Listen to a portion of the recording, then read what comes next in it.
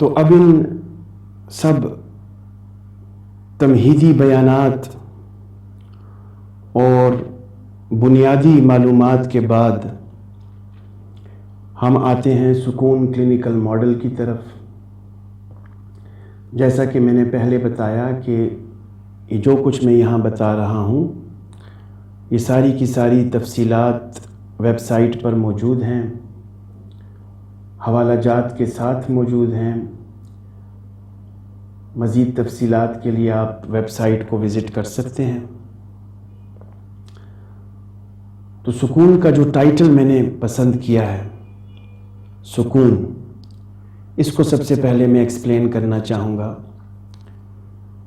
یہ ایبریویٹڈ ہے SUKOON، سکون، sensory and ultimate knowledge on observing nature.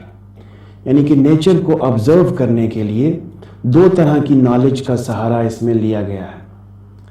ایک سینسری نالج ہے، یعنی کہ سائنٹیفک نالج ہے،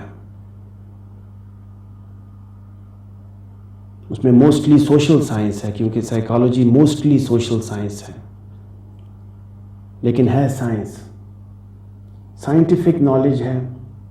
اور دوسری الٹیمیٹ نالج ہے. الٹیمیٹ نالج میں کہتا ہوں وہ نالج جو قرآن سے اخذ کی گئی ہے، وہ الٹیمیٹ ہے، حتمی ہے. تو اس ماڈل میں دو طرح کی نالج سے استخراج ممکن ہوا ہے. ایک علم سائنسی ہے، مروجہ نفسیات، اور دوسرا حتمی علم ہے جو کہ وحی کا علم ہے اور قرآن کے ذریعے ہم تک پہنچا ہے. اور نیچر کیا ہے؟ نیچر فی الحال آپ سمجھیے کہ انسان کی فطرت ہے، بنیادی نفسیات. آگے جا کے میں نیچر، میری ایک ٹرم ہے نیچر، اس کو میں اپنے طریقے سے وضع کرتا ہوں اور پیش کرتا ہوں، وہ بھی میں آپ کو بتاؤں گا. لیکن یہاں پہ سکون کا جو ٹائٹل ہے اس میں جو لفظ نیچر استعمال ہوا ہے اس سے مراد فطرت ہے. تو دو طرح کی نالج سے مل کر یہ کلینکل ماڈل بنا ہے. پھر اردو میں بھی یہ ایبریویٹڈ ہے، سین کاف واو نون، سلامتی کے لیے وجدانی نفسیات. تو فوکس وجدانی یعنی انٹیوٹیو سائنس پہ ہے، انٹیوٹیو نالج. اور ایک دعویٰ میرا یہ بھی ہے، اب دعووں کی بھرمار چلتی رہے گی، ساتھ ساتھ اس کو ٹالریٹ کیجیے گا، کیونکہ کسی بھی چیز کو ثابت کرنے کے لیے دعویٰ کرنا پڑتا ہے، اور میں اپنے دعووں کی دلیل دینے کا پابند ہوں. دلائل میں پیش کروں گا اور باقی اس کے بعد جا کے آپ نے اس کا تیا پانچا کرنا ہے اور انالیسس کرنا ہے کہ یہ دعویٰ واقعی سچا تھا یا نہیں تھا. تو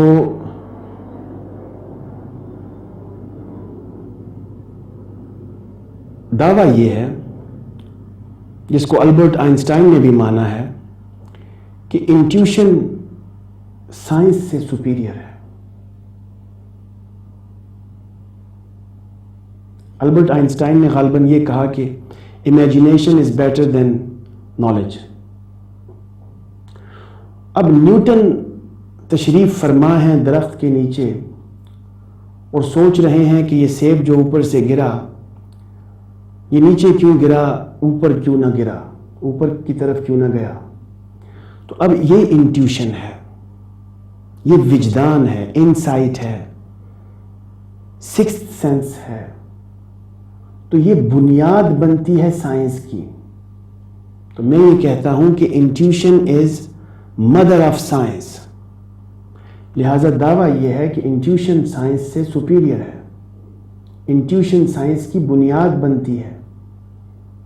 لہذا انٹیوٹیو جو نالج اور سب سے بڑی انٹیوشن اس وقت جو کرۂ ارض پر موجود ہے، سب سے بڑی انٹیوشن وہ قرآن پاک کی شکل میں موجود ہے. تو یہ اس کا ٹائٹل. اب اس کے ساتھ ساتھ جو آپ ویب سائٹ پہ دیکھیں گے تو اس کا فلسفہ بیان کرنے سے پہلے میں نے کچھ ڈائیگرامز، کچھ چارٹس پیش کیے ہیں جو کہ اس فلسفی کو سمجھانے میں بہت نمایاں کردار ادا کرتے ہیں۔ ان میں سب سے پہلا چارٹ جو ہے وہ ہے اسٹرکچر آف مائنڈ۔ اچھا، ایک مختصر سا دعویٰ یہ بھی ہے کہ سکون کلینکل ماڈل اس وقت وہ واحد ماڈل ہے جس نے بیشتر نظریات کو سمویا ہے اپنے اندر، یعنی اسٹرکچرلزم کو بھی جگہ دی ہے، فنکشنلزم کو بھی جگہ دی ہے، بیہیویئرزم کو بھی جگہ دی ہے، سائیکو ڈائنامک پرسپیکٹو سے بھی کچھ چیزیں اخذ کی ہیں،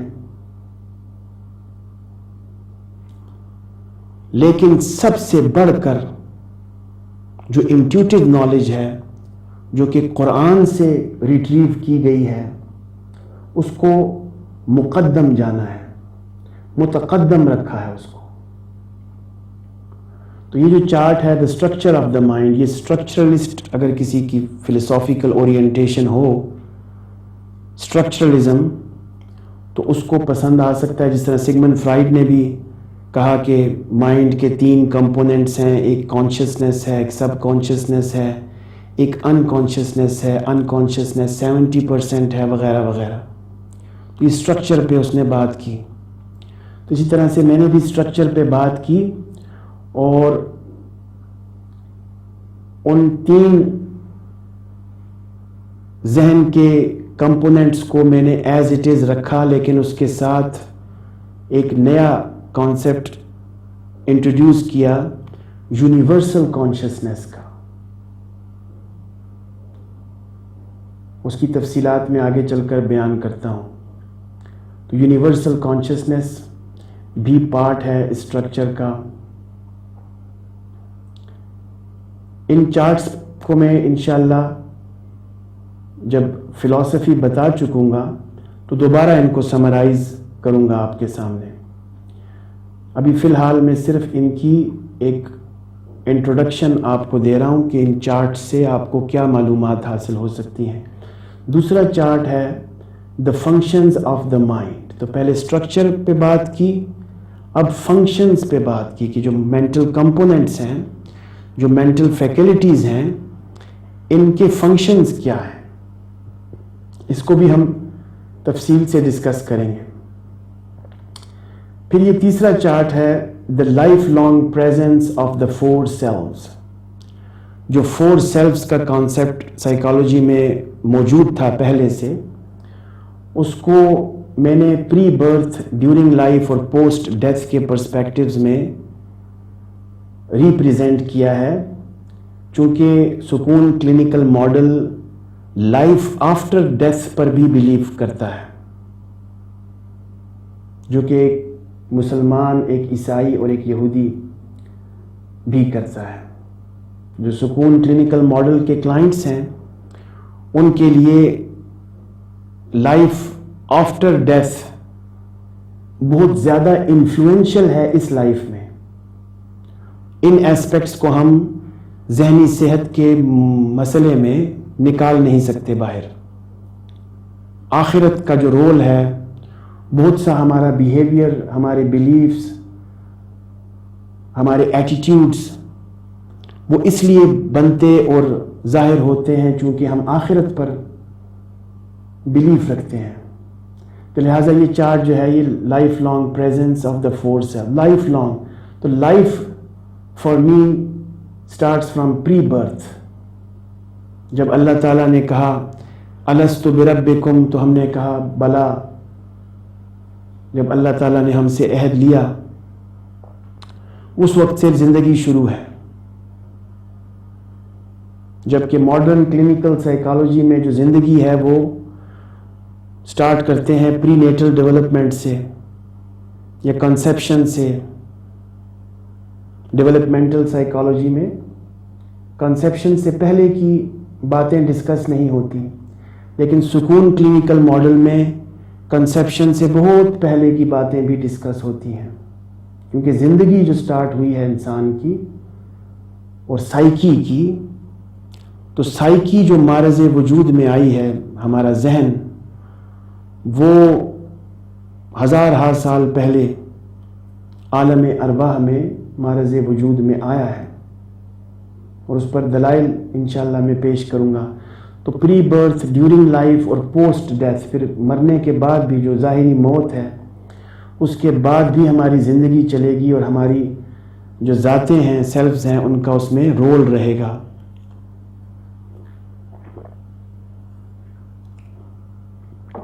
پھر اگلا چارٹ ہے جی domains of psycho social health. تو سائیکو سوشل ہیلتھ کے لیے میں نے 8 ڈومینز وضع کیے ہیں۔ غالباً ریف نے لیٹسٹلی 5 ڈومین وضع کیے ہیں سائیکو سوشل ہیلتھ کے پرسپیکٹو میں۔ میرے خیال میں جو اسپریچول اور ریلیجیس اور ایتھیکل ڈومینز ہیں، ان کا بھی انکارپوریٹ کیے جانا ضروری تھا اس ماڈل میں۔ لہٰذا میرے نظریے کے مطابق سائیکو سوشل ہیلتھ کے 8 شعبے ہیں، 8 ڈومینز ہیں۔ اچھا، یہ بھی ذہن میں رکھیے گا کہ سکون کلینکل ماڈل میں جو ٹرم یوز ہوتی ہے وہ ہے psycho social health instead of mental health. تو میرے خیال میں مینٹل ہیلتھ لمیٹڈ ہے مائنڈ تک، سائیکو سوشل ایک لیٹسٹ اور زبردست ٹرم ہے جس میں کہ بہت سے مسائل کور ہوتے ہیں، مائنڈ سے ہٹ کے بھی سوشل ایشوز جو ذہنی امراض کی وجہ بنتے ہیں۔ تو جو میری ٹرمز ہیں وہ سائیکو سوشل ہیلتھ ہے، سائیکو سوشل ویلنس اور سائیکو سوشل النس، اور over all psycho social health. پھر یہ اگلا چارٹ ہے، اس کا ٹائٹل ہے نیچرلائزیشن۔ یہ ایک ٹرم ہے جس کو میں بعد میں ایکسپلین کروں گا۔ سائیکو تھراپیوٹک ٹیکنیکس بیس کرتی ہیں سکون کی نیچرلائزیشن کے اوپر۔ تو نیچرلائزیشن کیا ہے یہ بھی میں بعد میں ڈسکس کرتا ہوں آپ سے۔ یہ اس کا چارٹ ہے کہ ایک مریض کو یا کلائنٹ کو تھراپی کیسے دی جائے اور کون کون سی ٹیکنیکس یوز ہو سکتی ہیں کس کس مسئلے میں۔ اس کے بعد اگلا چارٹ جو ہے یہ سیلف ٹرانسینڈنس کا ہے، یعنی اگر کوئی انسان سیلف ٹرانسینڈنس کے لیول تک جانا چاہے تو اس کے پیرامیٹرز کیا ہوں گے، کس طرح سے سیلف ٹرانسینڈنس کو اچیو کیا جا سکتا ہے۔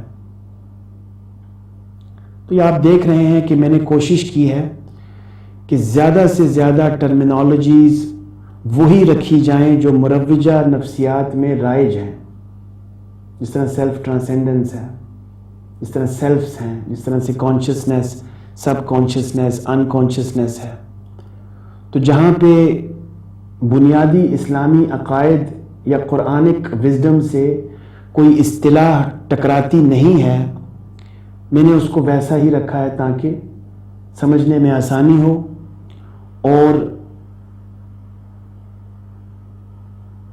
جو ایگزسٹنگ ٹرمینالوجیز ہیں چونکہ آلریڈی لوگ ان کو سمجھتے ہیں، لہٰذا سکون کلینکل ماڈل میں بھی لوگ ان کو اسی طرح سے سمجھیں۔ پھر اگلا چارٹ ہے dominating the inner self. Inner self کو کیسے ڈومینیٹ کیا جائے جو ذہنی صحت کے لیے ضروری ہے۔ ایگو کو چھوڑ کے ہمبلنس اڈاپٹ کرنی ہے، اور شیم کو چھوڑ کے اسرٹیونیس اختیار کرنی ہے۔ اس کے بعد اگلا چارٹ ہے جو ایکیڈیمک ہے اور بہت زبردست چارٹ ہے، اس میں ساری باتوں کا خلاصہ پیش کیا گیا ہے۔ اس چارٹ کا نام ہے the dominant self, naturalisation and depersonification. اس پہ بھی انشاءاللہ بات کریں گے۔ اور یہ ہے ایک ایسا چارٹ جس پر میں جتنا بھی ناز کروں کم ہے، اور اللہ تعالیٰ کا جتنا بھی شکر ادا کروں کم ہے۔ یہ چارٹ میرے بہت سے فلسافیکل سوالوں کا جواب ہے، اور انسان کی جو کگنیٹو گتھیاں ہیں، الجھنیں ہیں، ان کو ختم کرنے کے سلسلے میں بہت مفید ہے. The process in the execution of human behavior. نظریہ جبر و قدر کو، قضاء و قدر کو انتہائی بہترین طریقے سے واضح کرتا ہے یہ چارٹ. تو اس پہ بھی انشاءاللہ سیر حاصل گفتگو ہوگی.